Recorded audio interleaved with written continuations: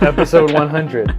What should we do? We should do something crazy for it. What if we like shave my beard? We can hate on them all we want, but they are evolving. Ellis Torhall is the greatest of all time style competitor. Is this necessarily about gymnastics in parkour, or is it about the Olympics in parkour?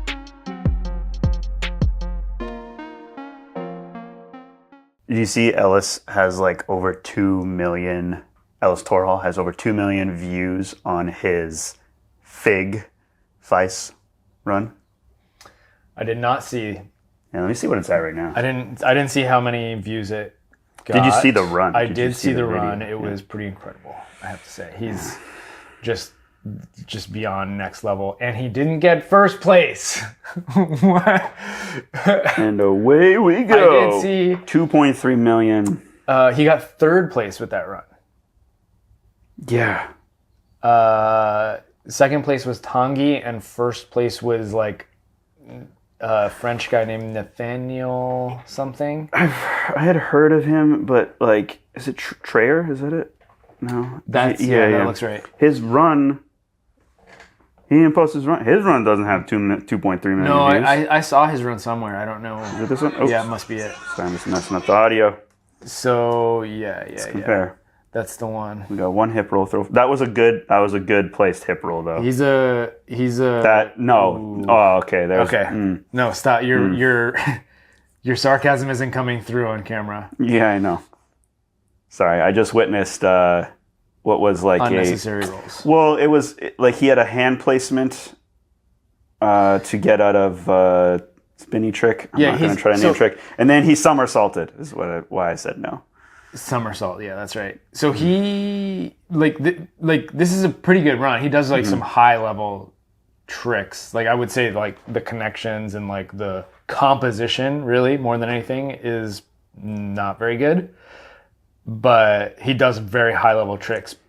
But it's still like nowhere near Ellis's run, in my opinion. Yeah, I do not see how. In what world does that? Like, okay, that's a triple though. So Yeah, but like a lot of people can do triples. yeah, but that was a triple gainer triple full, which doesn't usually happen. People don't usually do it with a gainer. Yeah, he's a high level athlete, but Yeah, I'm not again, trying to- it doesn't really hold a candle to Ellis's run. Ellis's composition was better. His trick variety was better. I don't know Fig's format or judging criteria, but it's just so much better, so much cleaner too. Like he's not really stumbling around very much at all. He is a near on. Wow. Oh my god. Yeah. He has a near fall on. He's keeping it. Oh, and then like precision. Yeah, exactly. Like he's interacting with the structures super well. I don't know. I don't get it at all. It doesn't make any sense. Ellis Torhall is the greatest of all time style competitor, and that run was as close to flawless as you can make it. Yeah, and he still got third place. Is it full in, like flyaway full in that he does onto the platform? Yeah. Yeah, and so like he kind of lands on all fours, and that's like the only stumble in the whole thing. Yeah, but if we are comparing that with Nathaniel's run, Nathaniel had way more stumbles. Yeah. I was gonna say. I thought you were about to say the opposite. No. Okay. No. Okay, so we're in agreement. Ellis's run was as close to perfect as you can get, like with maybe a slight like deduction for a tiniest stumble out of an extremely difficult trick. Yeah. But how that gets third place, it makes no sense to me. There's nobody else in the world can do what he just did. That's like the big difference maker. And if he had done like one or two tricks that only he can do, and then the rest of the line was trash or stumbled all over the place, then I would get it. But that wasn't the case. I guess this is something we don't know is the FIG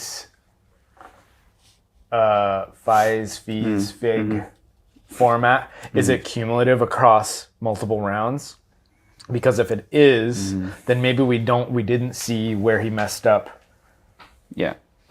in an earlier round, and then his final run was near flawless, but didn't help catch him up from where he was before. I don't know if that's true. I'm just speculating. Can I ask you a better question? Sure. Does it matter to you that he was recognized as the winner of this competition? And why or why not? Wait, that wasn't a better question because you phrased it in a way that I don't understand. Phrase this better. So this was, I don't even know what the event was called. Okay, Fais let's something. call it Fais, yeah. Fais Montpellier. Pellier. Yeah. France. And Duolingo's not doing much for you. No, not for, no, really isn't. That's a whole other topic. So come on, Rene. So, hey, thanks, Mom. Thanks for that one. Okay, continue. Rephrase that question. How do please. I continue now? I'm having an existential crisis about my name. How do I keep going? Do you care that he did not place first in this event that I don't know the name of? Fais something. Do I care that he didn't place first? Yeah, like does it? Do you care, and why or why not? So I care on the level of respect for the run and him as an athlete. I feel like it's whenever people are robbed of good placement, it doesn't feel good. Right? Mm-hmm. And that happens. So you mean like regardless of the popularity or stakes of the event? Correct. Yeah. Because at the end of the day, he walks away from this competition being like, "What the heck did I do wrong? I guess I didn't perform on the level that I know I'm capable of." Or, he walks away from this competition feeling not good about it. Yeah. So I feel bad for him in that respect, and it's also just like it just looks bad whenever I want to see first places run. If this is third place, how what did the other two guys do? But then you go and look at the other two guys, and it's definitely not on the same level as Ellis. Both still very great athletes and high level runs, but not Ellis level runs. So that's just on the like personal level of wanting him to feel like, okay, he's doing the right things in competition, so he should be winning. And when he's being robbed of that, that feels bad. And then on the general level of, it sucks when parkour competitions don't reward the best athlete. But on the like competitive level, I'm like, good. Good. Less legitimacy for Fig because they are clearly messing this up. Not to say that we haven't messed up in the past. Like I feel like our event has never, our event SPL has historically not always been the like rewarding the person who is the best, and this goes back for even in other categories, not just style. Mm-hmm. I feel like we've gotten better over time and we've improved on, making sure the right person won, but we still don't always get it right. So we're not perfect. Yeah. But it makes me as a competitive parkour competition league, it's good for us when somebody is kind of robbed in a Fig competition because it shows less legitimacy for the Fig and slightly more for us. Yeah, can't disagree there. I will say, I will say that this event's setup, like the build, probably my favorite one. Definitely the best one I've seen. Particularly the way it lended itself to freestyle. Like some of the events that they had put on that were, again, yes, this is Fais, but pretty much anytime you see two identical side-by-side linear courses, it is a like gymnastics-backed event, with the exception of maybe Woof Puff, well, that depends who you ask about that.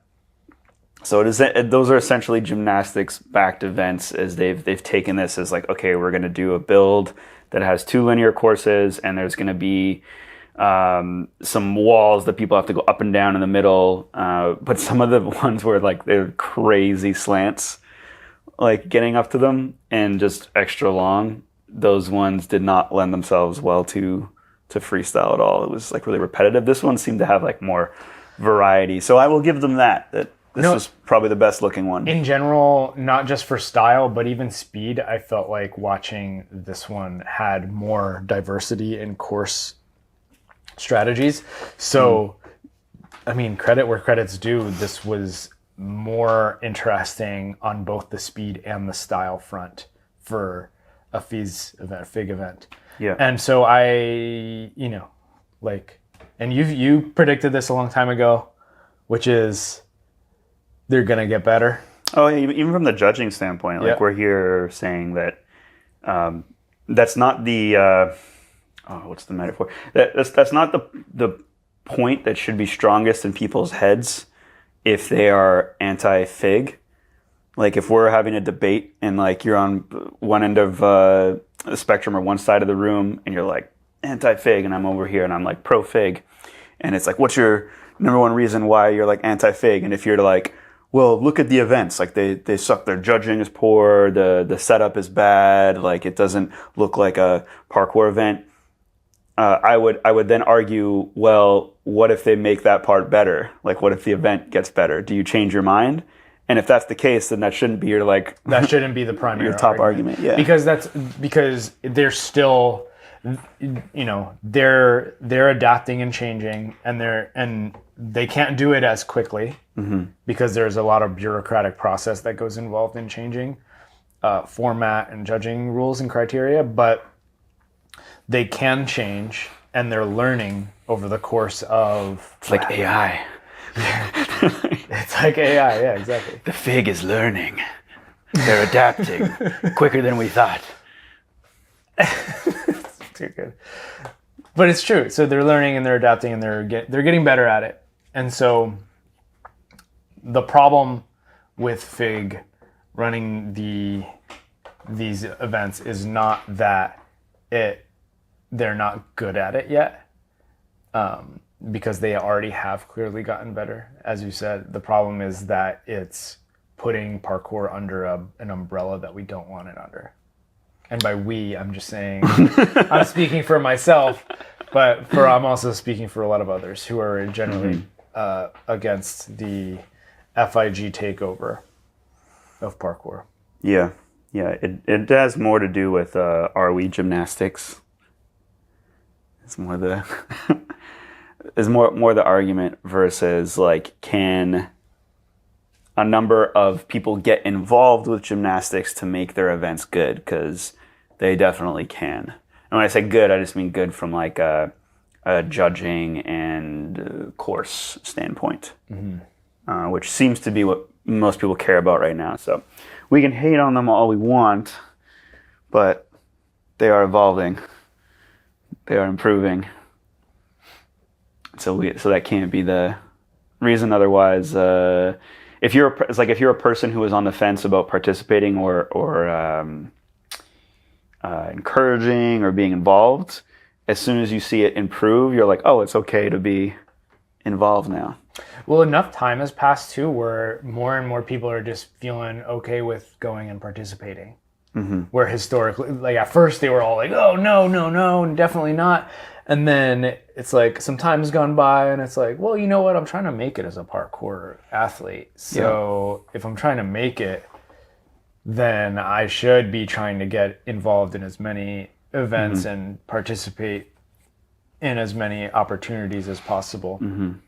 So as people from the outside, we can't really get mad at athletes going and trying to participate because if at the end of the day, they're trying to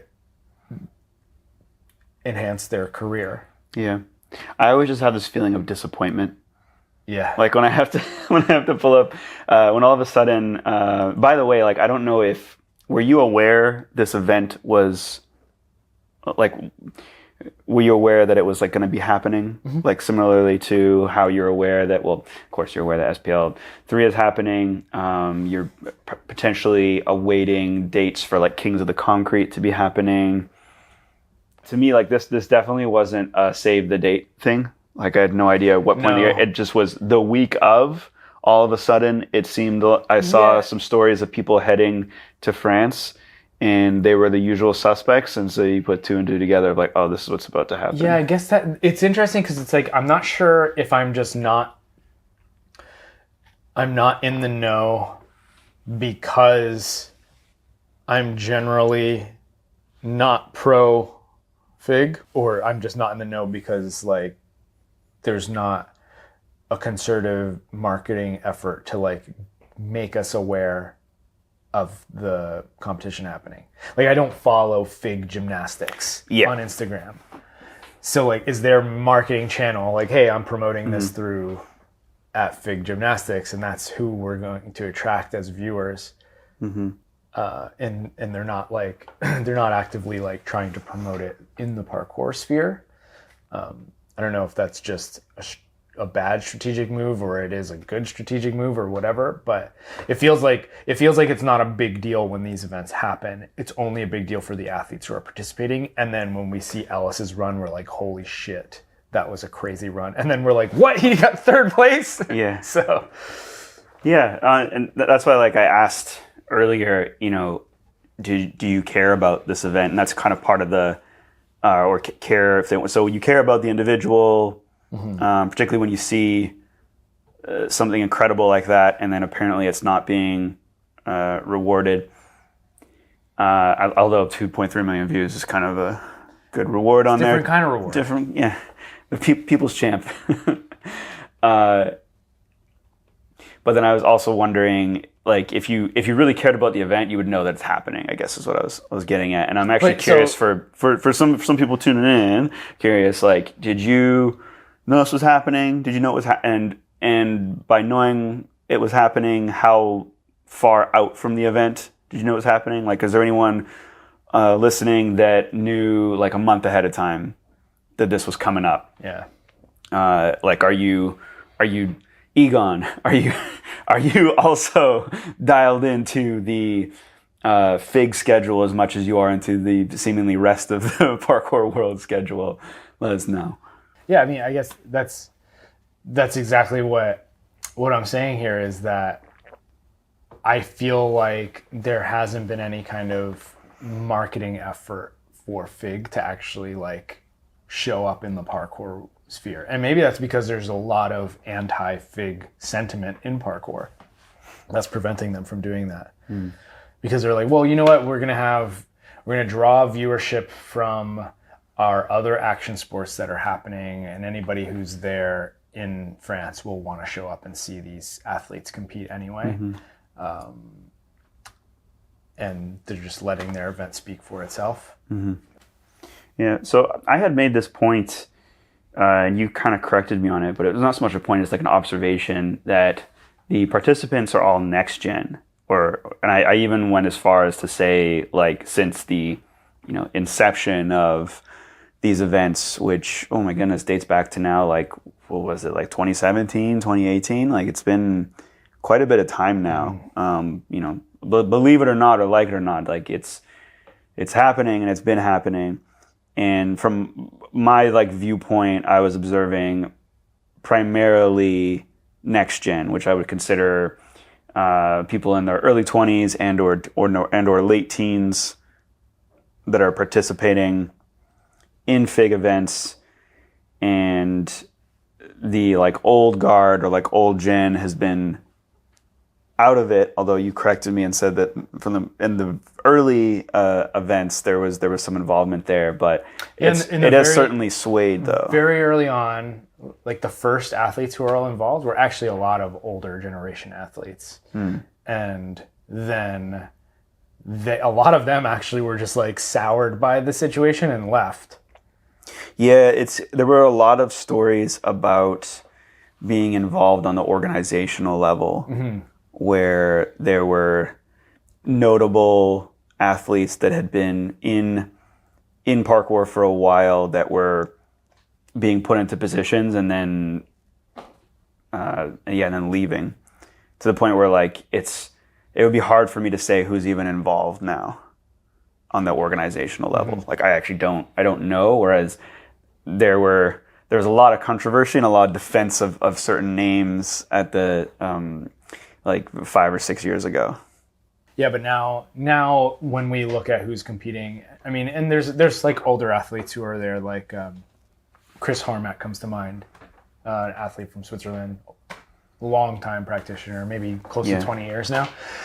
And but the vast majority of them are generally, as you said, late teens, early 20s. And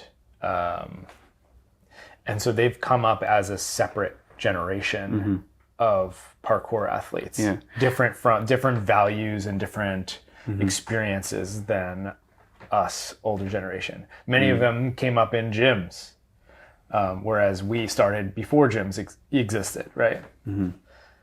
Yeah, and I guess that you could also say the same thing about SPL, where a lot of the competition, a lot of the competitors are next gen athletes, not old gen. That's also just part of the way competition works. However, we do have still a good amount of, like, we'll say old gen athletes competing, but the main difference is the amount of, I guess, variety of generation spectating and taking part and having excitement around the events compared to FIG, where it's like these next gen athletes are competing. And I think Josh Dowie said this on one of the Movements episodes, where he said, like, it looked like it, I'm going to butcher this quote, but he said it looked like it was exciting for everyone involved, but that no one else cares or like knows that it's even happening. Which again brings me back to my question for our viewers: is that true, or were you excited for this and engaged? No judgment. I just kind of want to know. But I guess one thing I'm wondering is that going to do you think it's going to sway where more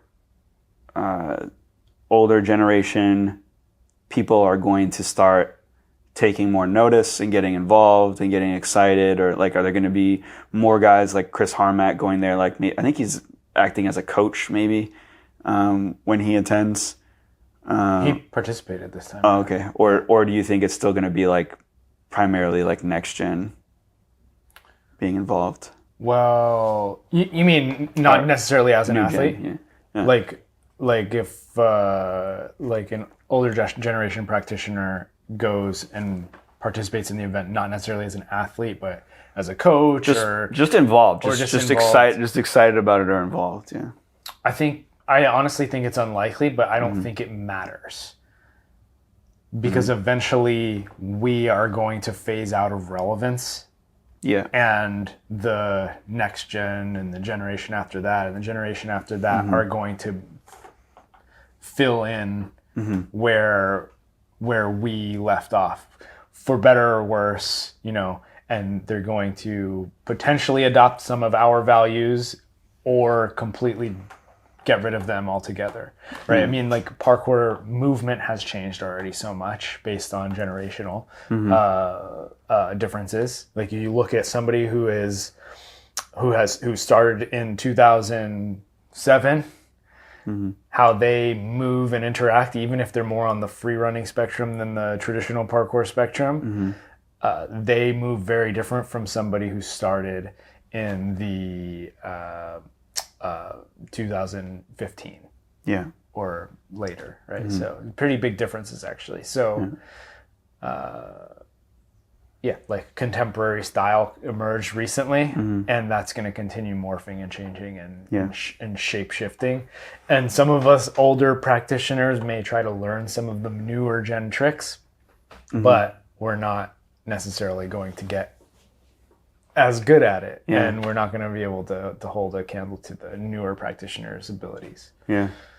I think I saw a post from, probably like a thread post from Ryan Ford right before this event took place, and he was saying something along the lines, all I remember what the post was, he was saying dates or years to be specific, and he was listing out like the next few Olympics. And so when's the next Olympics?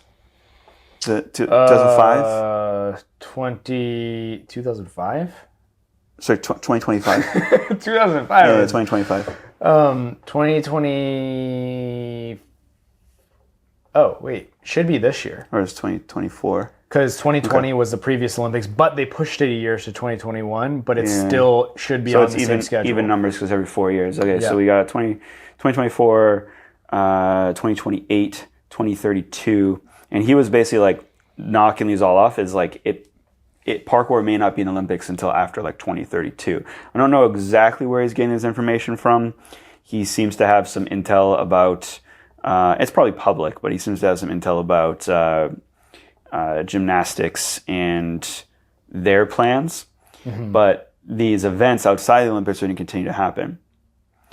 And I guess it brings like a greater question of, is this necessarily about gymnastics in parkour, or is it about the Olympics in parkour? Because it almost feels this way right now, where like the more these fake events happen, but they're called World Cups or World Championships, they're called Feist, they're called whatever. It is under the gymnastics banner, but it's not like in the way that people think, you know? It's not like there's like a logo or something where it's someone doing a handstand on a balance beam and it's like FIG presents presents parkour or whatever. They are calling them parkour gymnasts though. Okay. So but anyways, I'm just saying it's like it starts to be like more, geared more like parkour, I guess I'll say, as they move towards like eventually putting into the Olympics. And there are some governing bodies out there that are trying to block this, and maybe like they want to be the ones bringing parkour into the Olympics because it seems like this inevitability. But I guess my question is like, is it inevitable that parkour is going to end up in the Olympics?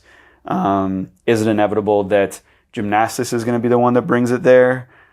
And I guess like for you, like how do you feel about that? Like if, I guess both scenarios, like parkour being in the Olympics under, I don't know, USPK or Parkour Earth, I guess would be the move, or parkour being in the Olympics under gymnastics. And do you think it's an inevitability either way? Okay, so a lot to unpack there. Sorry. That is a lot to unpack, and I feel very conflicted on this because the Olympics in general is not, well, it's losing popularity, which is actually a large driver of why it's trying to incorporate more urban sports into the Olympics, because a lot of the sports, the traditional sports that were involved in the Olympics are not as cool anymore. People just don't care as much anymore about a lot of these sports. So urban sports that were just recently added, skateboarding, breakdancing, also climbing, and I'm sure others that I'm forgetting, but those are the big three that come to mind as like cool, young, hipper new sports. And they're trying to bring these sports into the Olympics to attract younger generations to be interested in the Olympics, want to watch it, maybe train to get into it, and just kind of like continue the Olympic legacy. The Olympics in general is also fairly corrupt, and I'm not a huge fan of the organization, the IOC in general, but you can't deny the Olympic impact on culture and society. Even if it is falling out of favor and getting less popular over time, it has a huge impact on culture. People, when a sport is in the Olympics and something cool happens, especially if there's an athlete from, we'll use the example of Michael Phelps. Michael Phelps, American athlete in swimming, super decorated champion, had the most medals of all time or something, some crazy statistic like that. That has an influence on people's desire to want to swim. So when you see a Michael Phelps character in the Olympics winning all these gold medals, you're like, hey, maybe I'm going to put my son or daughter into swimming lessons because they could one day be a champion like Michael Phelps.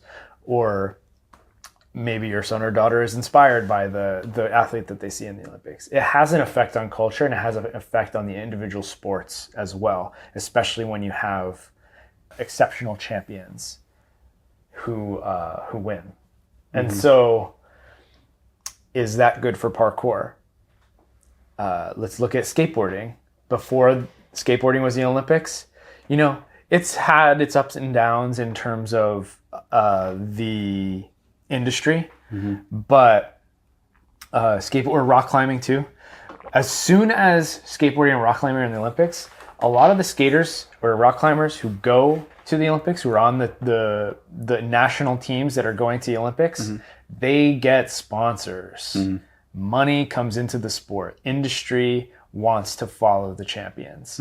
And so would that be good for parkour? No doubt about it, would make more professional athletes than we currently have. Right now, there's like one company who sponsors athletes. Yeah. I have a bit of a counter to that. I don't know if it's a very strong one because it has a lot of like unknown. But yes, that's a thing. Okay, so I'll agree. Like, yeah, that's the thing that happens. That if you become an Olympian, there are sponsorship potentials there. It's not the same across all countries, nor is it across all sports. I actually think we had an Olympic javelin thrower at the gym who doesn't, I mean, I don't know her whole situation.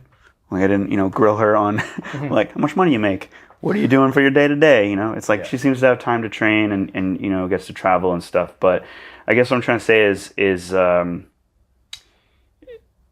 being an Olympian isn't necessarily a financial career. No, it's not. Yeah. But it has the potential to launch you into stardom. Yeah. Okay. So, agree. But the counteract, that's actually not the counter I want to make. The counter I want to make is that if we're looking at like 10 years from now, 2036, I think you were pulling up Ryan's post there a second ago. I'll read it in a second. But say it's 2036 that we see parkour in the Olympics. Are the Olympics actually going to be, that's over 10 years from now, are the Olympics going to be big then? Or are they tanking in viewership because we're like in this social media era where people aren't watching cable or tuning in to like watch the Olympics as much, and a lot of like the old viewership of that are going away, and so you're relying on this new viewership of like kids that are like 10 years old right now to not only participate but want to watch and everything.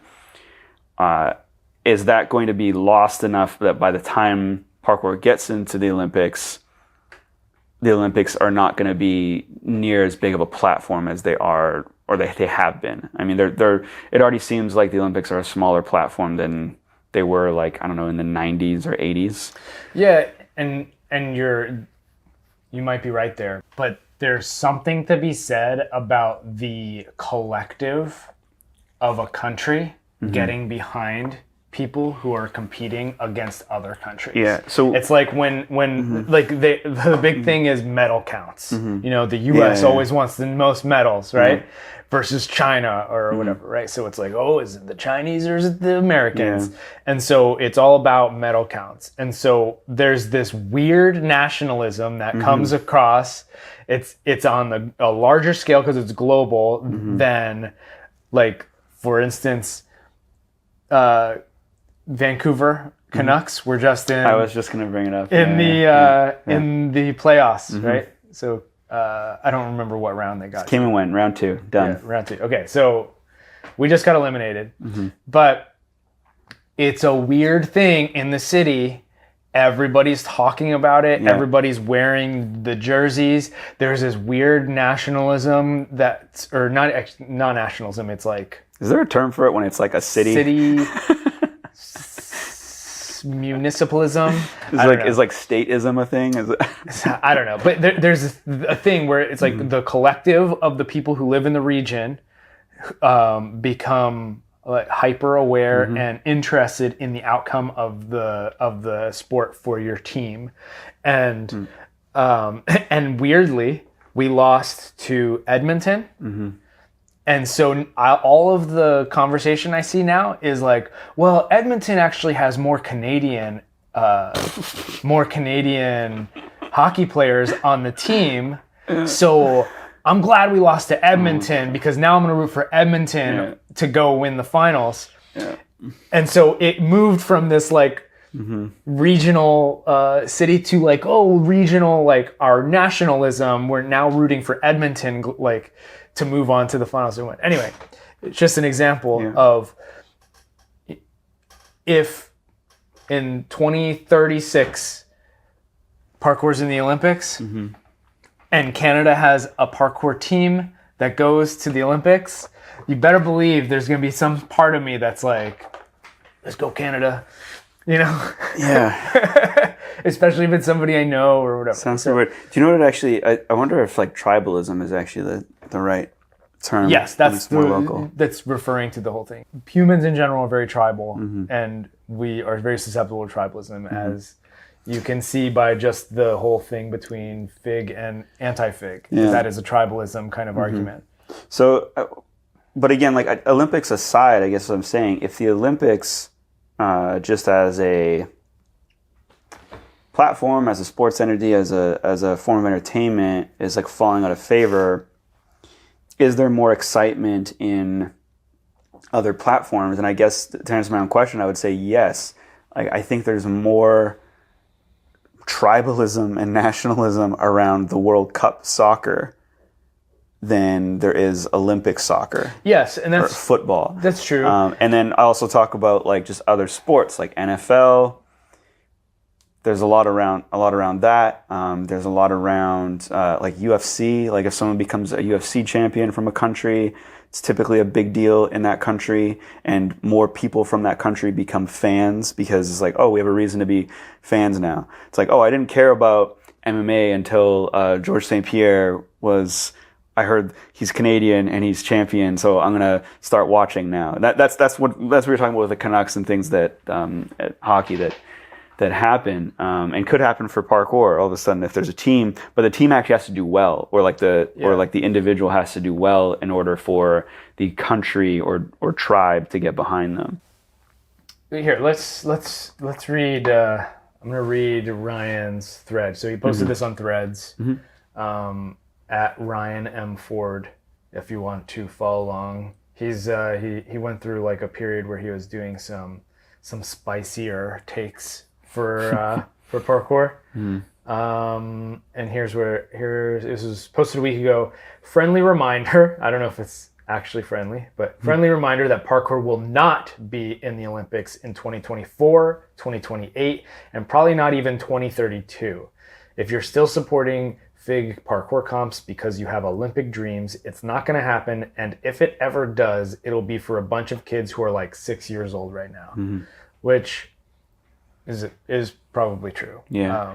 I don't think any of the competitors, like I don't think Ellis Torhall is participating because he thinks he's going to be Olympic champion. Like he maybe, but I think he's probably more just like living in the moment, you know, of like being the best parkour athlete he can be and going as far as he can with that and taking as many opportunities as he can now. I agree. Yeah. And he's probably, speculating, but he's probably getting support from his national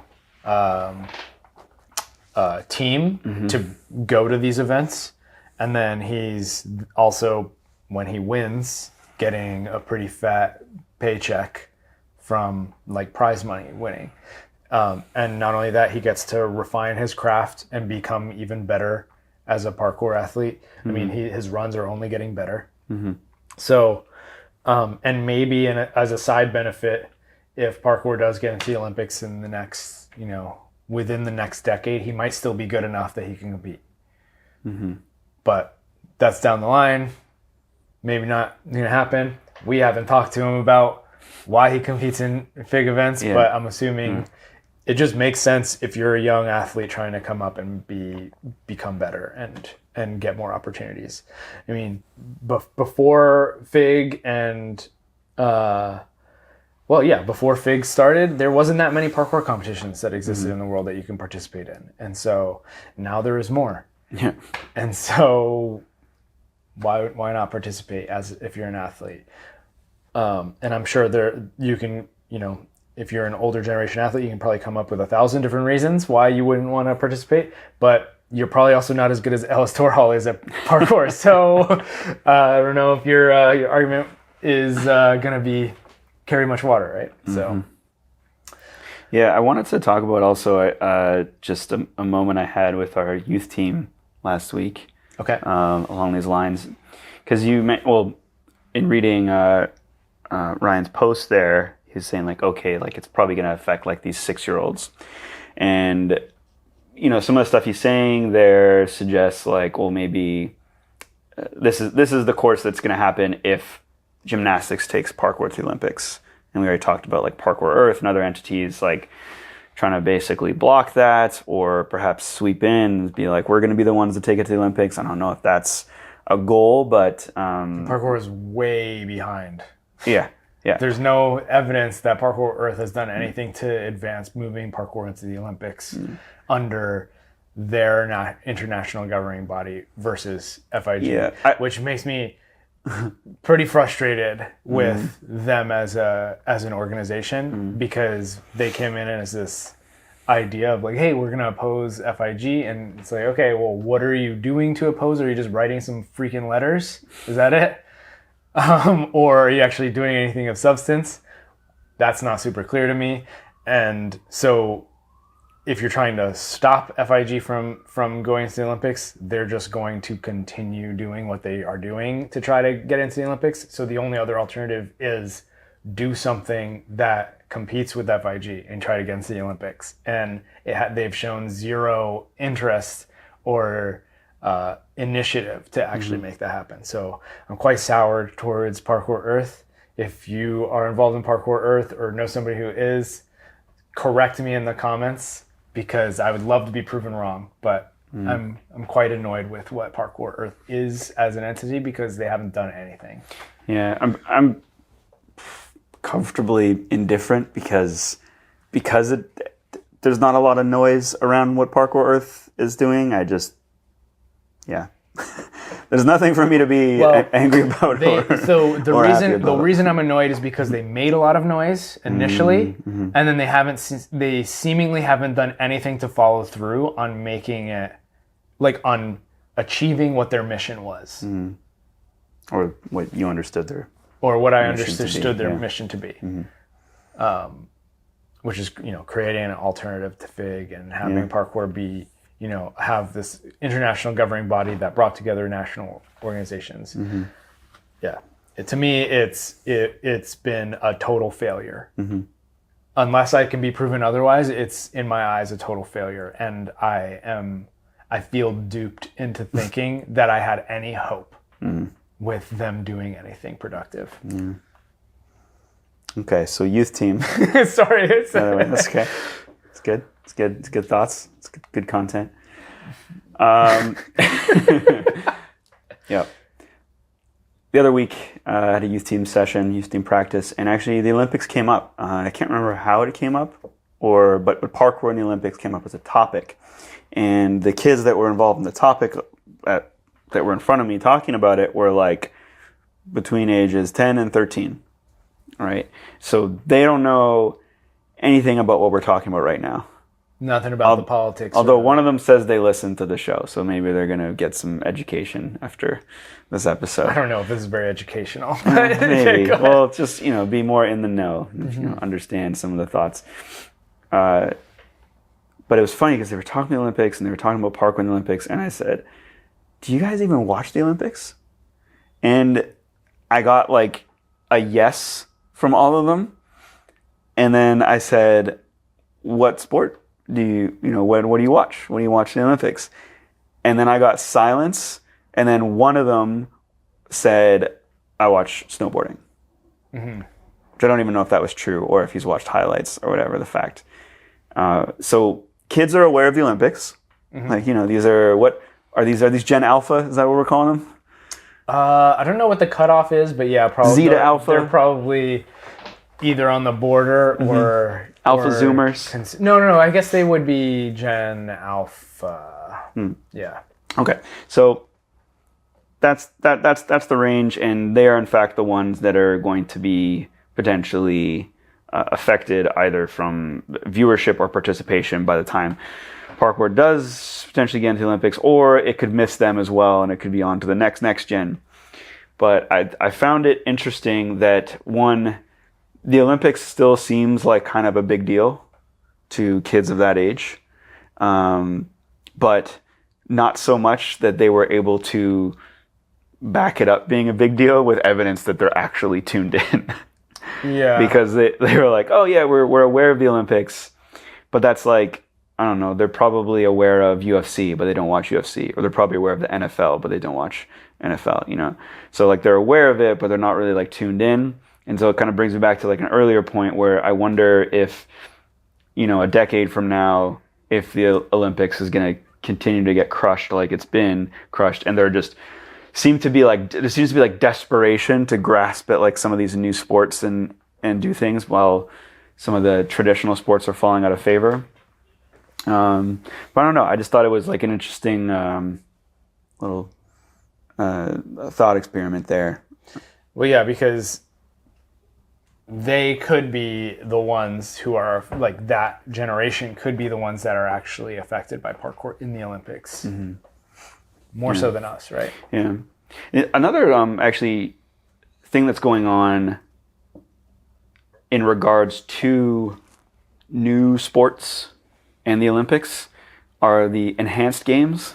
Oh, yes. And I actually listened to an interview with, I guess, like the CEO or head chair of the enhanced games, and so learned a little bit about the purpose, other than they're letting people do drugs and competing. But some of the purpose behind it and what's like expected.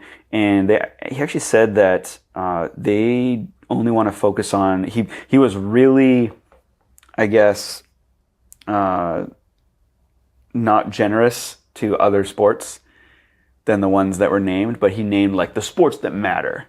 And so it was like track and field, swimming, gymnastics was in there. But like I think like some of the more like original Olympic sports, right? Because over time the Olympics has expanded and there's so many different things now. But it doesn't sound like they're doing a lot of events. But when he said gymnastics, I was like, whoa. First of all, who cares about gymnastics? But second of all, I was thinking like, how much does a little bit of D-ball affect someone's floor routine in gymnastics? I'm very, very curious now, because I think when people think about performance enhancements and sport and the Olympics, they think about track and field. Olympic lifting is going to be in there. Like swimming. More weight, faster times, further distances. Yeah, those are. Yeah, the sports that matter. Gymnastics doesn't matter. Yeah. Like I would. That's weird. Anyway. But I wonder if that's going to change. Like after they do their first one, if it's going to change, and that's no longer going to be part of the mission, and they're going to want to involve other sports, because obviously, like for a logistical standpoint, they can't open this event with all the sports, right? So they wouldn't have enough participation. So they just zero in on a handful of them. Yeah, I was talking to Handstand Joe. Yep. And this was a while back, and he was saying that he didn't think that steroids would actually help with gymnastics. He's a former gymnast. Well, they have. They have? Oh yeah. There's maybe not like steroids, but like performance enhancing drugs. Yeah. I don't know if I agree with his perspective, because if you take certain types of drugs, you're able to train longer and recover faster. So, and a big part of gymnastics is the ability to like train long hours. Yeah. The conditioning load. And it's also like what weeds out a lot of older competitors in gymnastics. Yeah. Is they can't take the same like training load as younger competitors. Yeah. Interesting. Would parkour ever be in the enhanced games? Do you think that's what I I don't know if I like necessarily wanted that, but when I heard the direction they were going into, and by the way, this guy's like, in his late 40s or something, and so he's probably not an expert in terms of, or just didn't sound like it in terms of the direction that this enhanced games should be going in to get like more viewership. I think that if they run it and they manage to break at least one record, then it's a win and it's really big, and then people actually do start to get interested in some of these sports again. But I think from our standpoint and probably like the younger generation standpoint, track and field isn't as big anymore as it was. Yeah. And the same with gymnastics isn't as big as it was, particularly men's gymnastics. And what else was in there? Oh yeah, weightlifting. Weightlifting is actually growing because of CrossFit. Right. But there might be more people that are interested in CrossFit than weightlifting. I don't know. Yeah, I would say definitely that's true.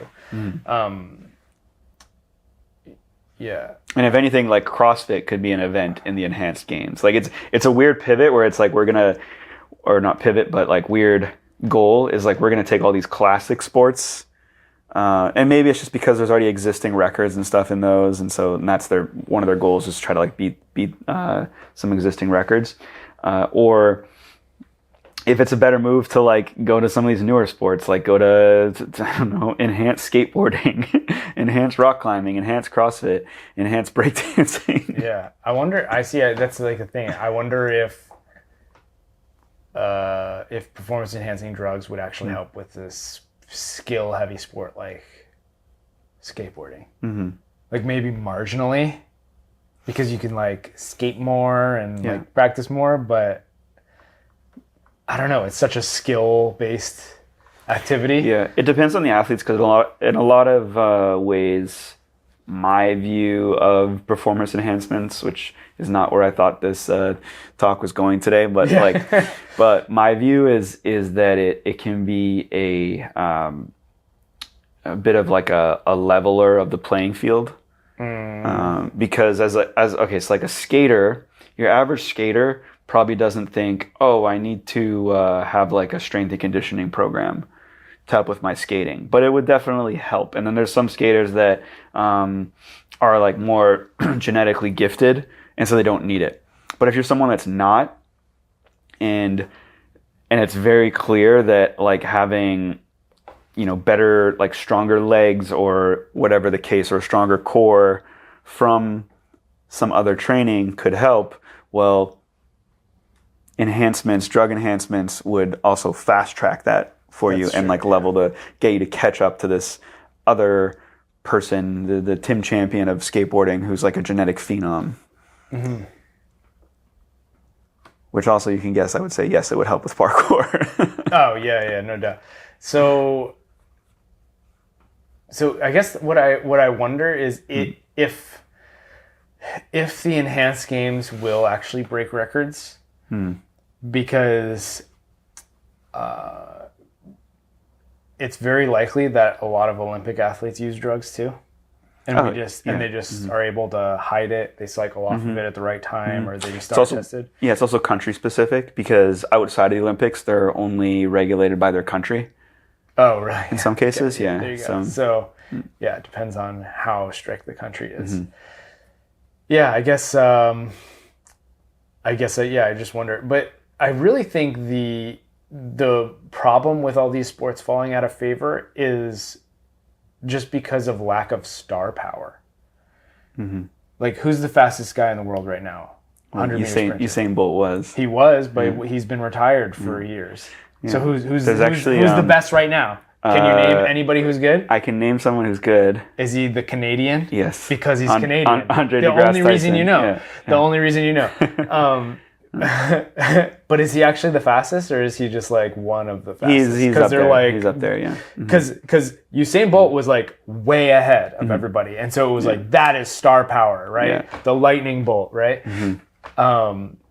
So yeah, he had star power. Michael Phelps, another person, he was just so much better than everybody else that he had like genetically different body type that made him really, really good at swimming. Yeah, Simone Biles. Simone Biles, yeah, another example of like somebody who's so far ahead and so much better that creates star power. Yeah, I was gonna say if parkour was in the Olympics right now, like if we just switched and SPL was the like Olympics or like on the Olympic stage, Tim Champion, the type of like performance he puts together, like he would be an absolute star and probably be huge for the growth of parkour.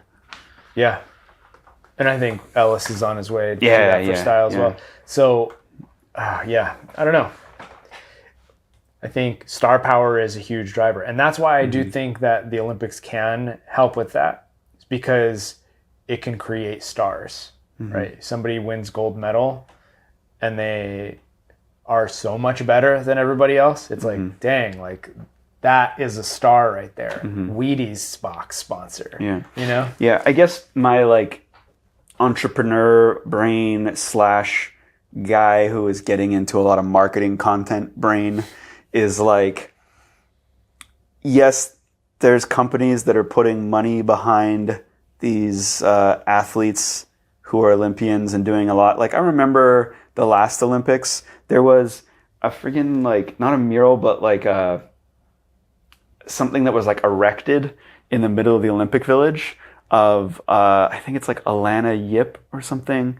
It's like a female climber. Yeah. But the thing is, the way I saw this was that it was I think it was like Bank of Montreal or something, or perhaps TELUS or TD. I can't even remember which brand, but they are putting this up as almost like virtue signaling in a way to be like, hey, here's an athlete you should know about, and they're competing and we're supporting them. Versus, so I'm saying like versus what I think is probably the better marketing move, which is like entirely digital, entirely on social media platforms, and this probably cost way more, and I can't remember what brand did it. I'm like confused between which ones. And so this is like the whole like, you know, Gary Vee thing where he's just saying all these companies that are like so big are just doing it wrong, and they keep putting money into TV and keep putting money into ads here and stuff. And there's a lot of I'll say like propaganda around the Olympics where when it happens, there's a lot of like pop-ups like that occur, but it's not really touching in social media as much, unless it's like paid ads, I guess. Yeah. I don't know where like I don't know where I'm going with that, but it's like I just get this feeling that a lot of money is being misused, like a lot of sponsor money is being misused in regards to the Olympics, except for when it's on someone who's like a mega star, like Simone Biles or Usain Bolt. But it's like this person, like Alana or whatever. I think she has a bigger following now, but at the time didn't.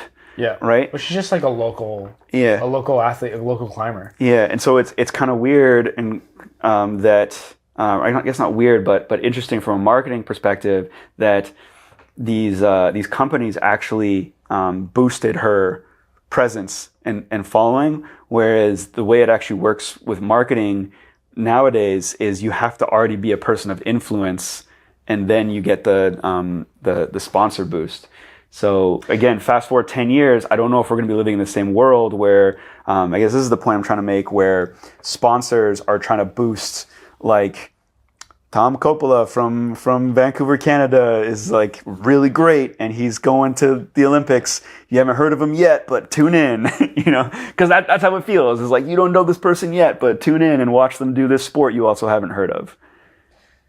Yeah, I think what they're doing though is they're placing a bet on this person is going into the Olympics and is going to have eyeballs on them, and so we're going to put some money into... Or assuming they're going to have a lot of eyeballs on them. They are. They're going to have a lot of eyeballs. Like, the Olympics still draws a lot of viewership, even if it's declining. Yeah. So,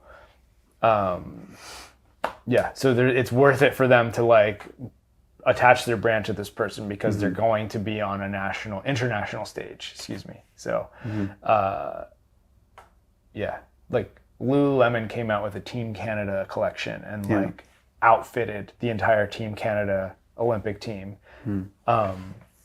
Worth it for Lululemon to do that, even if it's relatively nobody people who are... Well, that's like clothing. People like to buy kits that have like their team or whatever on them. And so it's like you get that line, but then they also probably put out like a Team Canada line that people buy. Yeah. Anyway, I don't know. The Olympics is a weird topic because I think despite it being declining, it still does attract viewership. And so, and because it attracts viewership, it also attracts money and sponsorship potential, right? It's not a guarantee, but it's a potential. Yeah.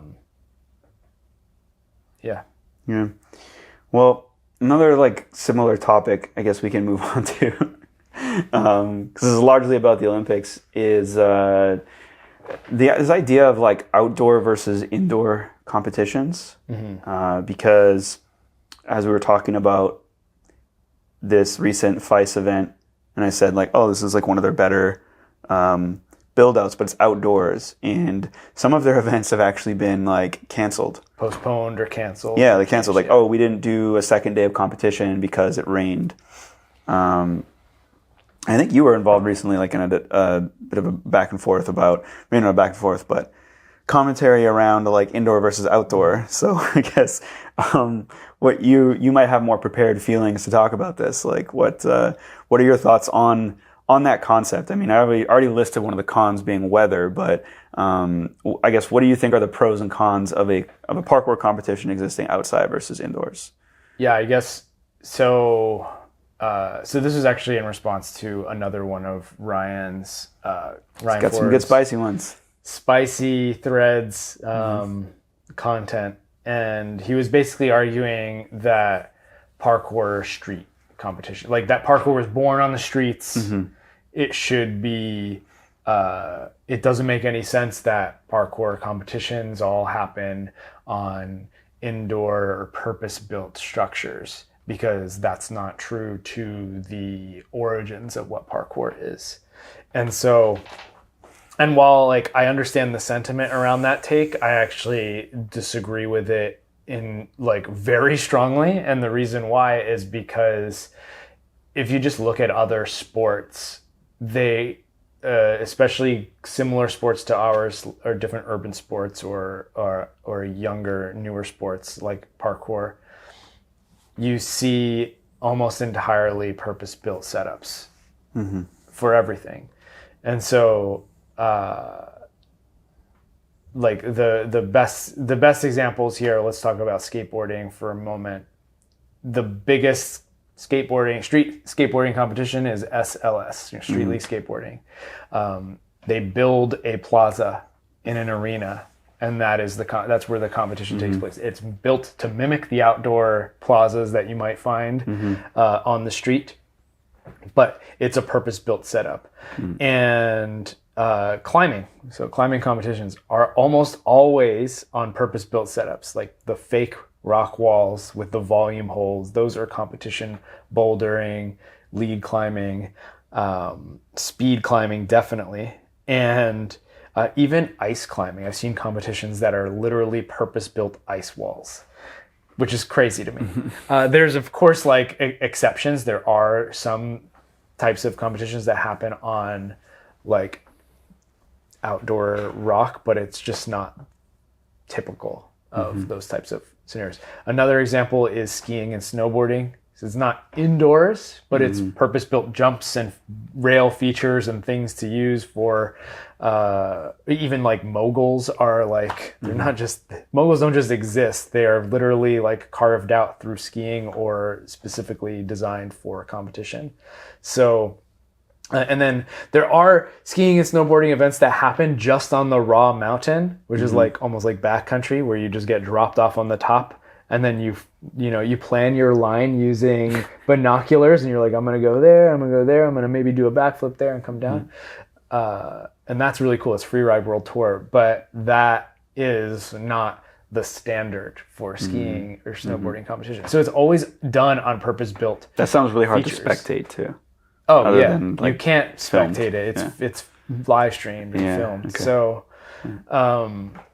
so yeah, like if we want parkour to grow into a spectator sport where there's a way to measure and quantify the activity and have control over design process and structure, you need it to be on purpose-built equipment, whether it's indoors or outdoors. Yeah, it's like a two-part. Yeah, it's a two-part kind of question or problem or thing to think about is it's indoors versus outdoors, but it's also like built versus street. Yes. And I think I like agree with everything you're saying. I do have this one fantasy that we got a little taste of back in the day, and then it never happened again. But my one fantasy, like for like SPL, would be to do something very similar to what Art of Motion has done sometimes. So like if you think about, I don't think they've done it well is the problem, but if you think about the Italy Art of Motion, Matera. Yeah, they had a spot, so like existing rooftops and walls, and then they had like additional structure.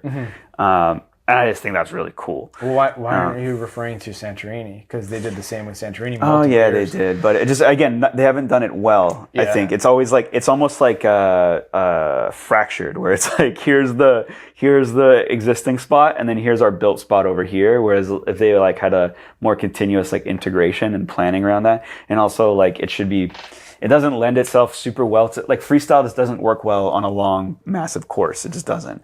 And so that's the other flaw I think there. But like if we were having like a speed course on like in Santorini, like Santorini is almost way better built for a speed course with like some little integrations in there. Yeah, it's just, I don't know, finding like a location that worked. It always seemed to work there. The only issue was like it was probably just wicked hot like all the time. Yeah, and I heard because like all the walls are white, you're just like blinded because the sun is just reflecting off of the white walls, and you just can't do your tricks. Yeah.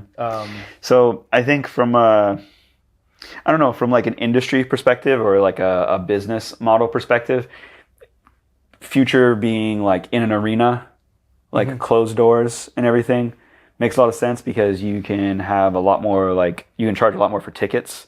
People are in comfy chairs and whatnot rather than like standing in the freaking sun, trying to get like a good spot to watch. So from that spectator standpoint, it's awesome. But I don't know. I would like to live that fantasy one day of doing something cool like that. It would be super cool, but yeah, I mean, with outdoor competitions, you also, I mean, like you have the weather problem, and then there's also like permitting and like making sure you have permission to use the space, which I mean you could also try to do it guerrilla style and just try to run a competition without that happening, but that's putting at risk of getting shut down or kicked out and making it difficult. You can't make money off of spectators as well. You're almost entirely relying on sponsorship money instead of both, right? Like if you run it in an arena, you can charge money for tickets because you have closed doors, and you can have sponsors on top of it. It just like, it seems like you would need a bigger injection of capital to pull off a good outdoor one, and then some sort of means of like, getting an ROI on that. Yeah. It just seems like a harder thing to crack. Yeah, the other thing too is like, it's going to be so difficult to run an outdoor competition that's a street competition without having anything purpose built. Yeah, I don't agree that should be. I don't care like how good the spot is. I don't care if it's like if it's at like Josiah in Boston, which is like to me like one of the best spots I've been to, and it's vast and it has so much stuff. Like there's still a lot of dead area there, and still a lot of things that like there's no bars, there's not a lot of like catbacks or things. You would need to build some stuff in there to really make it work. Yeah. So some logistical struggles with outdoor versus indoor. and purpose built versus street. But the cool thing is a lot of competitions out there or a lot of organizations, I guess parkour organizations, are coming up with street competitions, which is awesome. I mean, even going back to, 2022, the Store Big Wall event looked like an awesome event. Yeah. And it's like, at this legendary spot, notorious for, so many things. And the whole concept was like, do never been done's, do NBDs, right? So like, and they had like little side challenges and things like that. And it just looked like a really fun event. And then there's all these takeover competitions that are happening, or search and destroy competitions, where it's like scavenger hunts. You're trying to go and collect as many challenges as you can. Super cool. Horrible spectator activities. It is not good for showing the sport to other people, unless you're like making a vlog out of it or something. Yeah, or you get some media, the stream or whatever going. But it would be so hard to grow parkour as a spectator sport through that method. As an activity, as like a way to gather practitioners together and do parkour together in this like kind of organized format. Super cool and probably really fun to participate in, but it's just not a great way to make parkour a sport. And that's kind of what we're in the business of, is trying to sportify parkour. Boom. There it is. Episode 100, man. Oh my god, I forgot. Episode 100. What should we do? We should do something crazy for it.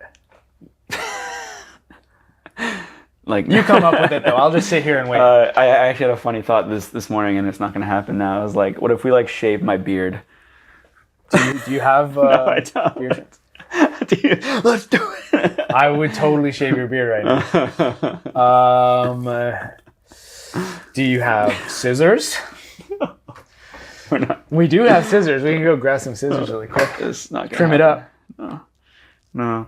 We were talking about this like a couple of weeks ago about looming episode 100 and what to do, and I think we're just gonna let it pass. What if we slapped each other in the face? We can't just let this whole episode go by without anything interesting happening. I mean, we've just been chatting. We're just gonna have like a power slap. Oh, power slap? What happens if we do this? Like when you said slap each other in the face, that's what I'm like, what happens to do this if I'm like, all right, you go first, I just get knocked out. And then it's like end of episode. Put that in the Olympics. When you woke up, did you think you were gonna get hit in the face today? Yeah, no. See, I would be hesitant. I wouldn't like follow through with the slap, because I'd be like, I don't really want to hurt you. Yeah, I don't want to ruin your day. Okay, well, leave a comment below what you think we should do on episode 100. We'll do it on the next one. Yeah, I don't know. I do think it's weird because we talked about it and we said, well, like, because there was this big pause in episodes and we just kind of kept counting, that it just felt flat. Didn't feel like something we needed to like. We're recognizing it somewhat. Yeah, because it's like the first. How many did we do in our first chunk of STS? Maybe 40. Yeah, I think we did 40-ish episodes in the initial run of STS. We took like a multi-year break and then we brought it back. And it's, we've seen STS go from, like through all these different changes, and now we just sit in the corner of an office and and talk and not do anything cool, like shaving his beard on camera or slapping each other in the face. Yeah, I do think when we get to like, I don't know, what's another big like milestone? Like, is 200? Will 200 feel big? No, I feel like 300 is a cool number. Like I feel like you get 100, and then like you get another like 300, 500. No, it's 100. It's 100, 500, 1,000. Those are the only. So we're doing nothing for 300. We need to go for another 400 episodes before we can do anything cool. Okay. All right. Well, So tune in to episode 500. Yeah, to the next 400. I can't believe we didn't do anything cool for episode 100. Would it have increased viewership? Maybe. You never know. Yeah. It is for you guys. So, All right. Leave a comment if you want us to retroactively do something for episode 100 in episode 101. And make sure you're subscribed so that you can actually see it. We'll see you next week.